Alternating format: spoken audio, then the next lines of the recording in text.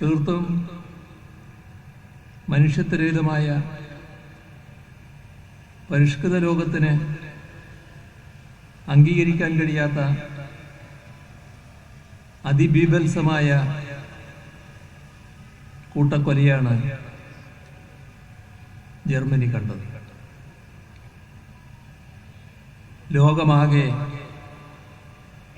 അതിനെ അപലപിച്ചു. ഹിറ്റ്ലറുടെ ഭീകരതയെ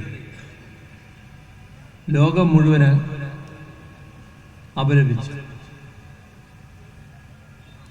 ആ സമയം ഹിറ്റ്ലറുടെ ആ ചെയ്തിയെ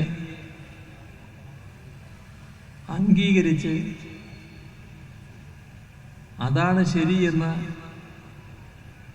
വാഴ്ത്തിയ ഒരു കൂട്ടരുണ്ട്. അത് RSS ആണ്. RSS ആ ഘട്ടത്തിൽ പ്രഖ്യാപിച്ചത് രാജ്യത്തിൻ്റെ ആഭ്യന്തര പ്രശ്നം എങ്ങനെ പരിഹരിക്കുമെന്നതിന് ഹിറ്റ്ലറല്ല, ജർമ്മനി എന്നാണ് RSS എന്ന് ഉപയോഗിച്ചത്. നടപ്പാക്കിയ ഹിറ്റ്ലറാണ്. രാജ്യത്തിൻ്റെ ആഭ്യന്തര പ്രശ്നം എങ്ങനെ പരിഹരിക്കണമെന്ന് ജർമ്മനി കാണിച്ചിട്ടുണ്ട്. ആ മാതൃകയാണ് അംഗീകരിക്കേണ്ടത്.